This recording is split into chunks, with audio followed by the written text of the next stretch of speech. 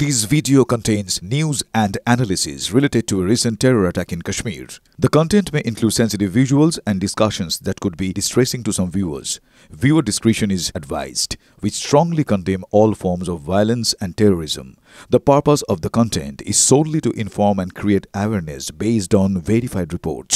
বাহ এবার হয়েছে স্বাদ হ্যাঁ অপূর্ব স্বাদ এমডিএচ এর চাঙ্কি চাট মশলা জীবনে আসল স্বাদ জাগলো আসল মশলা এসএস এমডিএচ যেমনটা বলেছিলাম শুরু করব একটা বড় খবর দিয়ে ছবি দেখাবো অপারেশন সিঁদুরের প্রত্যাঘাতের পরের দিনই লাহোরে পর বিস্ফোরণ লাহোর সহ পাকিস্তানের 6 জায়গায় বিস্ফোরণ সিন্ধ পাঞ্জাব সীমানায় বিস্ফোরণ ঘাটকি চকবাল গুজরানওয়ালায় পর বিস্ফোরণের তীব্রতায় কেঁপে উঠেছে আশেপাশের এলাকা রাস্তায় নেমে এসেছেন সাধারণ মানুষ বন্ধ করে দেওয়া হয়েছে লাহোর বিমানবন্দর এমনকি লাহোর জুড়ে এই মুহূর্তে সাইরেন বাজছে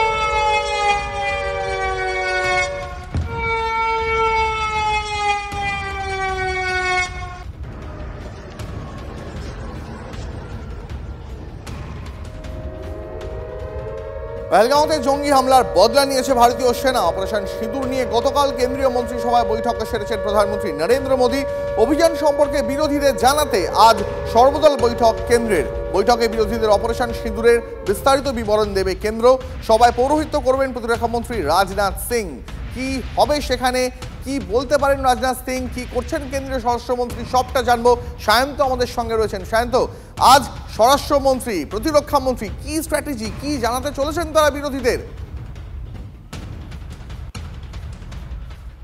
দেখো দীপ তোমাকে প্রথমে বলে রাখি গতকাল অপারেশন সিঁদুরের পর কেন্দ্রীয় মন্ত্রিসভার বৈঠক হয়েছে তারপর বিদেশ মন্ত্রী এবং বিদেশ সচিব দুজনেই বিভিন্ন দেশে যারা রাষ্ট্রদূত রয়েছে তাদেরকেও গোটা অপারেশন এবং কেন প্রয়োজন ছিল সেটাও জানিয়েছেন আজ যে সর্বদলীয় বৈঠক হতে চলেছে সেখানে প্রতিরক্ষা মন্ত্রী পৌরোহিত্যে এই বৈঠক হবে যেখানে স্বরাষ্ট্রমন্ত্রী এবং প্রধানমন্ত্রী থাকার কথা রয়েছে এই বৈঠকে মূলত সর্বদলীয় যারা যেসব লিডার অর্থাৎ নেতারা থাকবেন তাদেরকে মূলত জানাবেন যে এই ধরনের অপারেশন কেন প্রয়োজন ছিল এবং সেনা কি করেছে সেটা মূলত জানাবেন একই সঙ্গে তোমায় বলে রাখি পাকিস্তানের দিক থেকে যেভাবে হুঁশিয়ারি দেওয়া হচ্ছে তাতে যদি পাকিস্তান কোনো সময় তাদের আক্রমণ বাড়ায় বা পাকিস্তান যদি পূর্ণ যুদ্ধ ঘোষণা করে তাহলে ভারতীয় সেনার কর্মকাণ্ড সম্পর্কেও কিন্তু বিরোধী দলের যারা বা সব দলের যে নেতারা আছে তাদেরকে জানাবেন বলে বিজেপি সূত্র বা কেন্দ্রীয় নেতৃত্ব সূত্রের খবর যেটা জানা যাচ্ছে দীপ সেটা হচ্ছে ইতিমধ্যেই রাজনাথ সিং এবং স্বরাষ্ট্রমন্ত্রীর সঙ্গে প্রধানমন্ত্রী কিন্তু এক প্রস্ত আলোচনা সেরে নিয়েছেন যে কি কতটুকু জানানো প্রয়োজন বা কতটুকু জানানোর দরকার নেই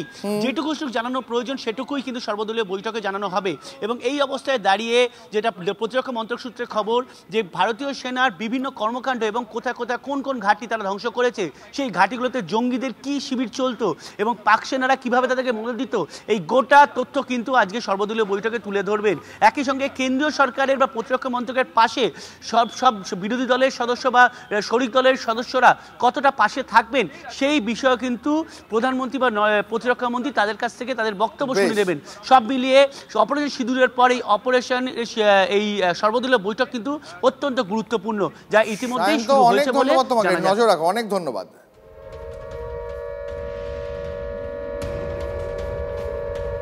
দেখুন ভারতে যখন শাসক বিরোধী দুপক্ষই শত্রুদের জবাব দেওয়ার ব্যাপারে একমত তখন পাকিস্তান গৃহযুদ্ধে জর্জরিত জ্বলছে পাকিস্তান সব থেকে বড় খবর টিভি9 বাংলা নিয়ে আসছে আপনাদের সামনে ভারতের অপারেশন সিঁদুরের প্রশংসায় পঞ্চমুখ পাকিস্তানের নাগরিক এই মুহূর্তে পাকিস্তান সেনাবাহিনীকে তীব্র কটাক্ষ আক্ষরিক অর্থেই ঘর মে ঘুসকার মারা হে ইন্ডিয়া নে যেখানে টার্গেট করেছে সেখানেই হামলা করেছে ভাগ্য ভালো পাকিস্তানের সামরিক ঘাঁটিকে টার্গেট করেনি ভারতের ছোড়া 24টি মিসাইলের একটাকেও রুখতে পারেনি পাকিস্তানের ভিক্ষায় পাওয়া চীনের কাছ থেকে এয়ার ডিফেন্স সিস্টেম এবার পাকিস্তানি নাগরিকের এই মন্তব্যের ভিডিওই ভাইরাল হলো শোনাবো সেই বক্তব্য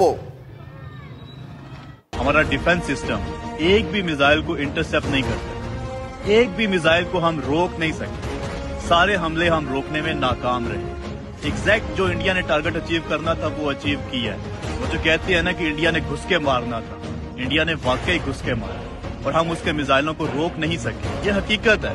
अब इसको आप ये मत कहें कि जी आप इंडिया की तारीफ कर रहे हैं, ये कर रहे हैं, वो कर रहे हैं। भाई जो हकीकत है वो हकीकत है। आप सुनते आ रहे हैं कि ईरान 200 मिसाइल फायर करता है, 400 मिसाइल फायर करता है, 1000 मिसाइल फायर करता है और इसराइल के अंदर जाके एक आदि गिरता है, बाकी सारे के सारे इसराइल इंटरसेप्ट कर लेते हैं। ऐसा मजबूत दिफाई निजाम है इसराइल का। लेकिन हमारे पास देख लो 24 मिसाइल छोड़े हैं इंडिया ने और एक भी नहीं हम रोक सके। और हैरानगी की बात यह कि अभी इंडिया ने किसी फौजी तनसीबात को निशाना नहीं बनाया। अभी इंडिया ने हमारे किसी छोमनी के ऊपर, कैंट के ऊपर या किसी ऐसी हसास जगह के ऊपर अटैक नहीं किया। यही 24 के 24 मिसाइल अगर हमारे किसी हसास जगह के ऊपर टारगेट किए जाते तो अब तक तो प्रोग्राम बढ़ चुका होना था। यही अगर GHQ के ऊपर फेंका गया होता तो प्रोग्राम बढ़ चुका होता। या यही किसी और हसास जगह के ऊपर मिसाइल गिराए जाते तो किसने रोकने थे? हम तो रोक ही नहीं सके भाई, एक भी मिसाइल नहीं हम रोक सके। আর একটা বড় খবরে নজর রাখতে হবে। লাগাতার পাক উস্কানির আবহে প্রধানমন্ত্রীর সঙ্গে ডোভালের বড় বৈঠক। আবারও কোনো বড় অ্যাকশনের প্ল্যান করছে কি ভারত? কথা বলবো সুমন মহাপাত্র রয়েছেন আমাদের সঙ্গে ফোনে। সুমন, দেখো, ভারত প্রত্যাঘাতের ফলে পাকিস্তানের জৈশ ই মোহাম্মদ, লস্কর ই তৈবা, হিজবুল মুজাহিদিন এই বড় বড় জঙ্গি ঘাঁটিগুলো একেবারে মাটির সঙ্গে মিশে গিয়েছে।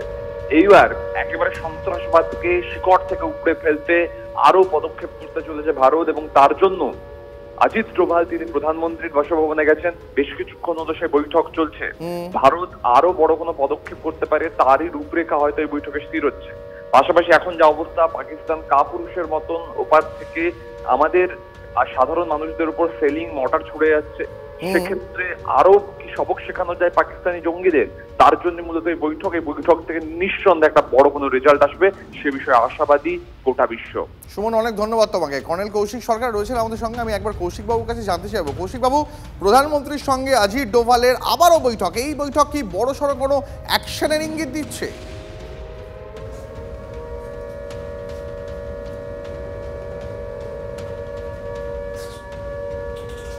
দেখুন, প্রধানমন্ত্রী আমাদের খুব ক্লিয়ারলি একটা মেসেজ দিয়েছিলেন যে আমি টেররিজমকে বন্ধ করে দেবো এবং যারা টেররিজমকে সাপোর্ট করে তাদেরকে নিঃস্ব করে দেবো এবং এমন পানিশমেন্ট দেবো যে তারা ঘুরে কোনো দিন ভারতের এগেনস্টে কোনো কাজ করতে পারবে না।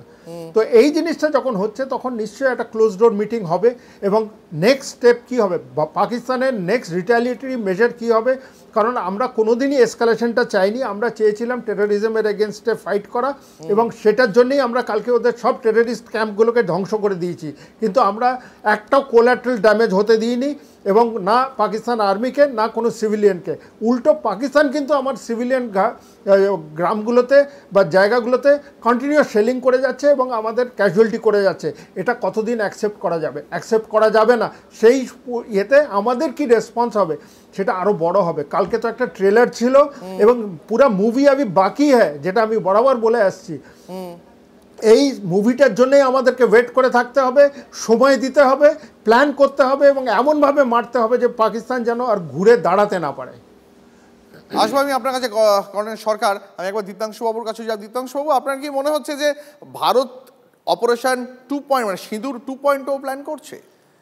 দেখুন, আমি আবার বললাম যে কর্নেল সরকার খুব rightly sir has brought out, যদি আমাদের এই যেভাবে সাধারণ নাগরিক, ভারতীয় নাগরিকের ওপর আবার ওরা এই যে অ্যাটাক অথবা এই গোলা শেলিং করছে সেটা যদি কন্টিনিউ করে, ভারত তো আর বসে থাকতে পারে না।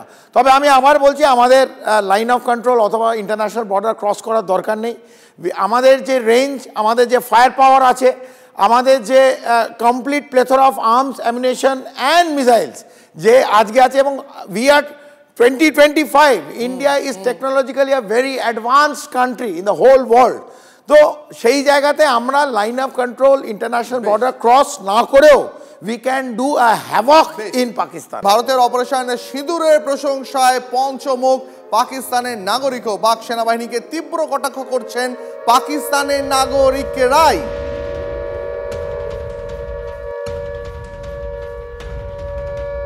আপনাদের জানিয়ে রাখে আরো একবার, ঘরে ঢুকে মেরেছে ভারত, অর্থাৎ ঘর পে ঘুসকার মারা है इंडिया ने। যেখানে টার্গেট করেছে সেখানেই হামলা করেছে।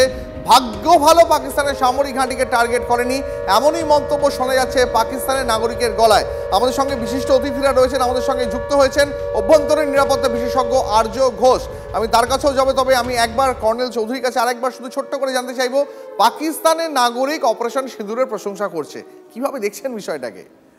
যে নাগরিক নিজেদের দেশের ডিসপেন্সেশনকে পলিটিক্যাল এবং মিলিটারি তাদের ওপর যদি হাসে, আমার মনে হয় লড়াই এখানেই শেষ।